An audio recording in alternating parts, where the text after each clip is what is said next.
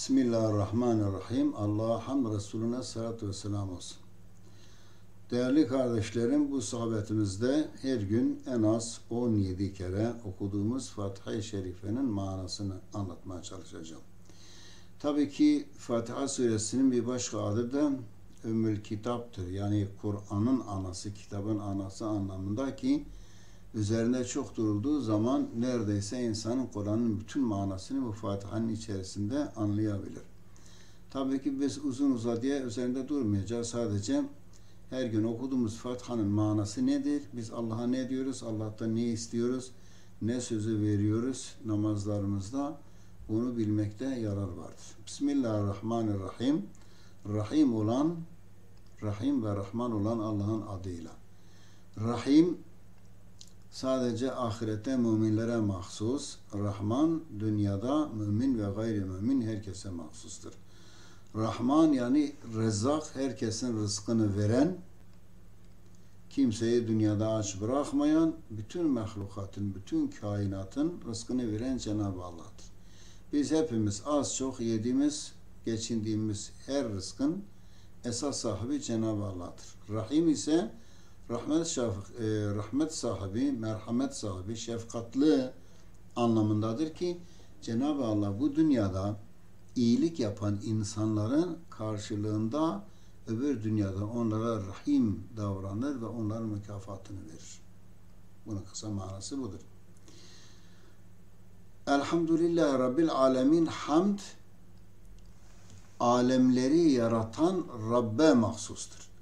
Teşekkür etmektir, hamd etmektir. Onu methu sena etmektir. Kim layıktır buna? Elbette ki Cenab-ı Allah layıktır. Neden? Çünkü bu kainatı yaratan O'dur. İçindeki mahlukatı yaratan O'dur. Onu tanıyan, tanımayan herkese rızık veren de Cenab-ı Allah'tır. Bir insanın ne kadar maharetli ya da bir konuda yetenekli olduğunu gördüğünüz zaman ona karşı saygı duyarsınız. Bir insan güzel bir sanat meydana getirdiği zaman ona teşekkür edersiniz ki yani hamd manasına geliyor ama aslında onun da sahibi Allah'tır. Çünkü onu yaratan Cenab-ı Allah'tır. O zaman ben bir şeye sahipsem, bir yeteneğe sahipsem onu ortaya koyup da insanlar ondan istifade ediyorsa bu aslında benim maharetim değildir, benim yeteneğim değildir. O mahareti, yeteneği veren Cenab-ı Allah'tır. Hiç kimse dünyaya geldiği zaman kendisine ne kadar sıhhat verileceğini, ne kadar akıl verileceğini, neler yapabileceğini kendisi tespit ve tayin edemez. Onu yapan Cenab-ı Allah'tır. Dolayısıyla her konuda hamd, şükür Cenab-ı Allah'a mahsustur. Rahman ve Rahim O'dur dedik. Dünyada herkesin rızkını veren, ahirette de insanların yapmış olduğu amellerine göre hareket eden ve ona göre mükafat veya ceza veren kimdir? Cenab-ı Allah'tır. Maliki yevmiddin ya da Meliki yevmiddin, Meliki yevmiddin biliyorsunuz Kur'an çeşitli şekillerde okunur ama manası aynıdır. Kıyamet gününün sahibi, tek sahibi, kıyamet gününün tek hükümranı, tek hakimi, tek paşası kimdir? Cenab-ı Allah'tır. Kıyamet günü dediğimiz yevmiddin, ceza günü, hesap günü. Herkes Cenab-ı Allah'ın huzuruna gider, hesabını verir. İyi insanlar cennete, kötü insanlar cehenneme gider. O gün dedi ki tek sahibi O'dur. O gün ne peygamberler, ne evliyalar, ne şehitler, hiç kimse Allah'ın izni olmadan söz sahibi olamaz. Ne kimseye şefaat edebilirler, ne bir teklifte bulunabilirler. Bu konuda zaten ayetler vardır. Belki bir başka sohbetimizde inşallah şefaatten de bahsedeceğiz. Ancak Kur'an-ı Kerim'de men zellezî yeşfe'u indehu illa biiznihi, mesela ayet-i kürsüde, her gün okuduğumuz ayet-i kürsüde Cenab-ı Allah diyor ki onun izni olmadan kim ki çıkar da Allah katında şefaat edecek duruma gelir ya da çıkar da ya Rabbi ben falan hakkında şefaat ederim. Bu münasebetle birçok dergah, tarikat şeyhleri ya da müritleri Kur'an-ı Kerim'e ters hareket ediyorlar. Sanki Allah şeyhlerine %100 bir selahiyet vermiş de ama gelin şeyhimin elini öpün, eteğinden tutun, o size şefaat edecektir. Böyle garanti veriyorlar. Dinimizde böyle bir olay yoktur. Bilmiyoruz çünkü Cenab-ı Allah'ın ne zaman hangi peygambere şefaat iznini vereceğini bilemiyoruz. Belki kimi insan uzun bir zaman cehennemde kaldıktan sonra Cenab-ı Allah peygambere şefaat verir der ki filan adama şefaatini cehennemden çıkar. Bunu bilmemiz mümkün değil. Kalkıp da birini şimdiden benim şeyhim, benim bilmem liderim, benim abim, benim cemaat liderim bize şefaat edecektir. Onun eteğinden tutun bırakmayın demek insanı yanılgıya götürür. İşin en önemli tarafı Fatiha'da belirtilen insanı muvahhidliğe götüren tek Tanrı'ya, tek ilaha, tek Allah'a yani ona imana götüren bir şey var. Müşrikten, şirkten uzaklaştıran İyyâke na'budu ve İyyâke nestaîn. Biz sadece sana ibadet ederiz ve ancak senden yardım dileriz. Burası çok mühim. Günümüzde gidip ölülerin karşısına dikiliyorlar ve diyorlar ki efendim işte biz senin izindeyiz. Biz senin emrindeyiz. Sen bize emret. Sen bize buyur. Bunu gidip peygambere söylemek bile şirktir. Kaldı ki namazsız, niyazsız, Kur'ansız, Allahsız, Muhammedsiz, peygambersiz, kitapsız bir insanın karşısına çıkıp onu söylemek insanı direkt olarak müşrik yapar. Allah'ın kitabını, Peygamber Aleyhisselatü Vesselam'ın sünnet-i seniyesini kabul etmeyen, Kur'an'ın hükümranlığına inanmayan bir insanın peşinden gitmek, onun görüşlerini tasvip etmek, onun fikirlerine inanmak insanı şirke götürür. O direktmen peşinden gittiği o insanı Allah derecesine çıkarır ve şirke girer. Ona çok dikkat etmek lazım. İyyâke na'budu ve iyyâke nestaîn. Biz sadece sana ibadet ederiz ve sadece senden yardım dileriz. Efendim birini çıkıp da ey falan evliya beni kurtar demesi yanlıştır. Ey Allah diyeceksin. İyi insanlar olarak bildiğimiz bazı ölmüşler vardı. İşte sahabedir ya da büyük alimlerdir ya da zamanında güzel ameller işleyen insanları dergâhta toplayıp onlara İslam'ı anlatan, güzel zikirler yapan şeyhler olabilir, bilmiyoruz. Yani Allah katında derecelerini bilmiyoruz. Ama ve lakin dünyadan göçmeden önce iyi olarak tanınmışlar. Öldükten sonra da o iyi hallerini devam etmişlerdir. Gidip onların mezarına gidiyoruz, ziyaret ediyoruz. Ne yapmamız gerekiyor? Gidip de ey falan şehit, ey falan şeyh sen beni kurtar, sen benim imdadıma yetiş. Bu Fatiha suresine ters düşüyor. Yardım dileyemezsin. Zaten kendisi ölmüş yani. Ancak şöyle diyebilirsin. Ya Rabbi sen böyle güzel, temiz kulların hatırına beni affet diyebilirsin. İyi kullarının hatırına beni affet diyebilirsin. Ama direkt muhatabın Allah'tır. İnsanları muhatap kabul etmiyorsa. Efendim falan ben senden rica ediyorum. Sen de Allah'tan rica et. Bu da yanlıştır.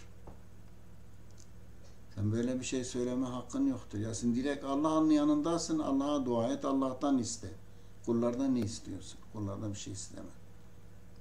Bu sebeple dedi ki İyyâke na'budu ve İyyâke nestaîn. Biz sadece sana ibadet ederiz ve sadece senden yardım dileriz. Onun ötesinde başka her şeyi reddediyorsun. Dünya işlerimizde bilmediğimiz herhangi bir konuda birine danışmak, ondan bilgi almak, bilgilenmek elbette ki caizdir. İslam bunun arkasına gitmez. Önemli olan ortaya atılan fikirlerin Kur'an ve sünnete uygun olup olmadığıdır. Eğer ortaya atılan fikir Kur'an ve sünnete uygunsa kimden gelirse gelsin insan bunu yaptığı zaman günahkar olmaz. İstersen en büyük kafirden gelsin. Ama eğer Kur'an ve sünnete uymuyorsa, dünyanın en büyük evliyası olarak da tanınıyorsa onun sözüne inanmamak, peşinden gitmemek gerekir. Böyle bir şey yaptığın zaman o takdirde de şirke girmiş oluyorsun. Evet değerli kardeşlerim, öyle diyoruz Cenab-ı Allah'a, sen ya Rabbi biz ancak sana ibadet ederiz, ancak senden yardım dileriz, senin ötesinde başka kimse yok, bitti. Zaten Amentü billah'ın manası da öyledir. Eğer ben sana inanıyorum. Ne demek inanıyorsun? Ben sana inanıyorum da sen varsın, sen yerinde, ben yerimde, sen istediğin kadar söyle, ben istediğim şekilde davranırım manası olmamalıdır. Nedir bunun manası? Ya Rabbi, ben sana inanıyorum, ben sana tapıyorum. Sen ne diyorsan hayatımı o şekilde düzenleyeceğim. Bunun manası kısacası budur. İhdine sıratel müstakim, ya Rabbi sen bizi doğru yola ilet.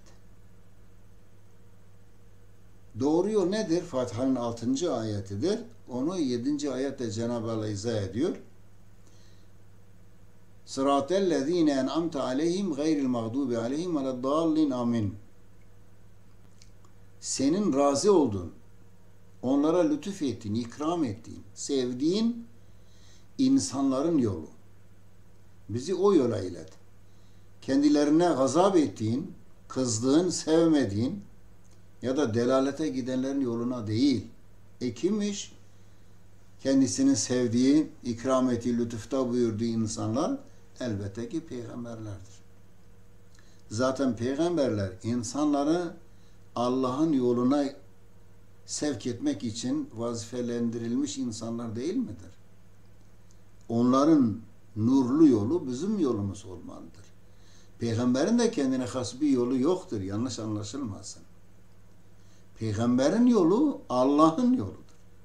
Allah peygamberlere gösterdiği yolda peygamberler gitmiştir. Biz de diliyoruz ki ya Rabbi sen de bizi o yola sülük eyle. Bizi o yola götür. Sevdiğin kulların peygamberleridir. Onların yoludur. Sevdiğin evliyaların yolu kimdir? Onların yolu da peygamberin yoludur. Dolayısıyla daha yukarı çıkacak olursanız tek yol Allah'ın yoludur. Allah'ın göndermiş olduğu kitapta çizilen yoldur. Allah'ın kendisinden buğz ettiği ki tefsirlerde onlara kızdığı, gazap ettiği milletin Yahudi milleti olduğu söyleniyor. Delalete gidenler de Hristiyanlardır. Yahudiler Hazreti Musa'dan sonra gelen bir sürü peygamberi katlettiler.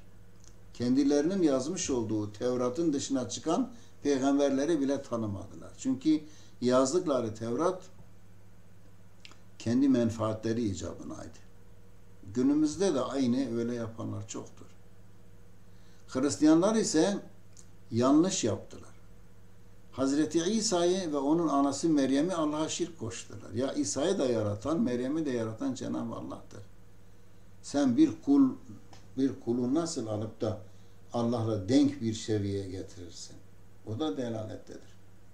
Ama günümüzde Allah'ın kızdığı, Cenab-ı Allah'ın lanetlediği, buğz ettiği, sevmediği ya da delalette olanlar Yahudiler ve Hristiyanlar mıdır? Hayır.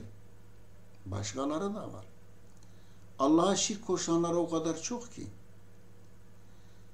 Tarikat dergahlarından tutun cami menberine, mihrabına kadar, cami cemaatine kadar, partilerden, cemaatlerden, fertlerinden tutun liderlerine kadar birçok insan Allah'ın çizmiş olduğu yolun dışına çıkmaktadır. Kur'an'ın dışında kendilerine bir yol çizmektedir. Ve bu yolları delalettir ve Allah kendilerinden buğz eder, gazaba gelmiştir. Bu yolun yolcuları da malum o da onlarla beraber delaletin içerisindedirler. Eğer şirk ise şirkin içerisindedirler. Cenab-ı Allah cümlemize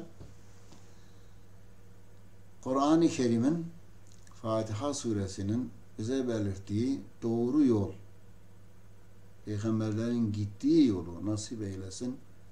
Cümlemizi Hazreti Muhammed Aleyhisselatü Vesselam'ın yolunda giden kullarından eylesin. Allah'a emanet olun.